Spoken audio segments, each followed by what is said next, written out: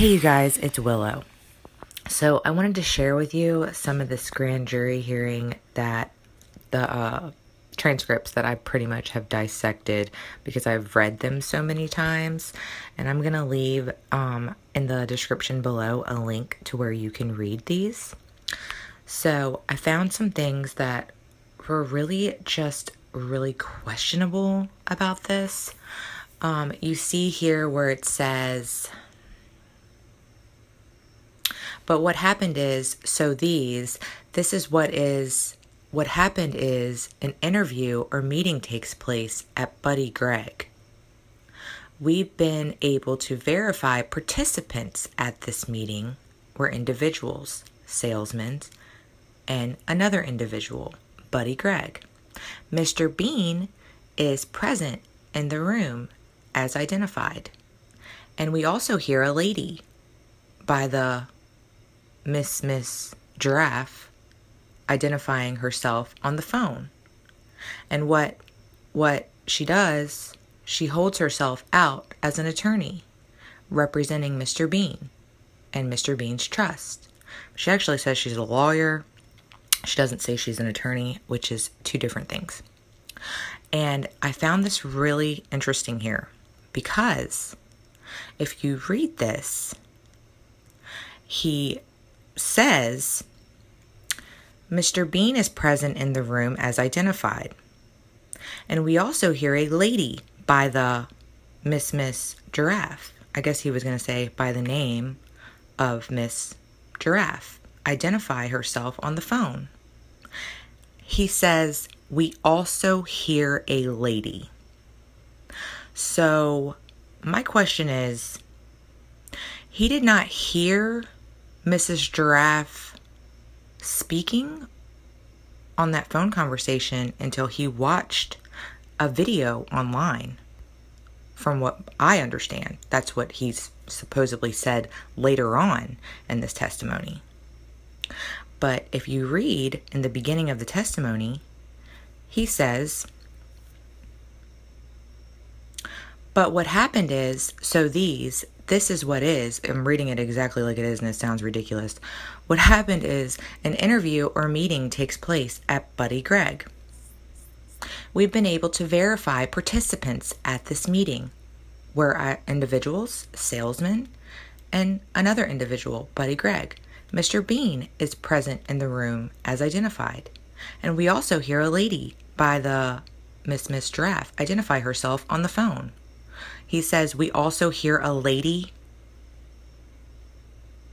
So was he in the room with Randall Beane? Did he hear Heather Ann Tucci Giraffe on the phone identifying herself? Because that doesn't make, why wouldn't he say, these were the people in the room and Heather Tucci called and there was a conversation on the phone. He says, we also hear a lady by the name, he should have said by the name of Miss Giraffe, identify herself on the phone. So it doesn't make sense to me that he's telling this story as if he was in that room when Heather was having the phone call with Randy, or with the salesmen and the individuals and Buddy Gregg and all of them who were in this room. I'm going to read it again. It says, but what happened is, this is what happened. What happened is an interview or a meeting takes place at Buddy Gregg. We've been able to verify participants at this meeting were individuals, salesmen, and other individuals, Buddy Gregg. Mr. Beane is present in the room as identified. And we also hear a lady by the Miss Giraffe identify herself on the phone. And what she does, she holds herself out as an attorney representing Mr. Beane and Mr. Beane's trust. Am I wrong, or does it sound like he was in that room? How could he say that there was a meeting that occurred, that he knows that these people were in the room if he didn't actually physically see these people in the room. And, and then he's going to say, we also hear a lady identify herself on the phone. Was he in there to hear a woman identifying herself on the phone? Because he doesn't say in the beginning of the jury transcripts that, in this whole transcript right here in this part, if you go to the link below and you read this, he doesn't say, these are the people that were in the meeting, and then Heather and Tucci supposedly called, which we heard a video online of that call. He says that later, but here he's making it seem like he was in the room. Tell me what you guys think below in the comments, because I find it really weird. And then also, another thing that I found really weird is that here it says, Miss Davidson says, or a jury says, are we having fun yet? ? Miss Davidson says, yeah, I know. And this all happened too, y'all. It takes us usually months to investigate these things. Any other factual questions? Okay. She basically just told on herself. It does take months to investigate situations like this. It takes months to get subpoenas. It takes months to get warrants. It takes months to get those things. How were they able to get warrants and subpoenas and all this stuff that they needed in less than a few days? Enough to indict someone, put someone in jail, like the United States of America versus this person. Where's the warrants at?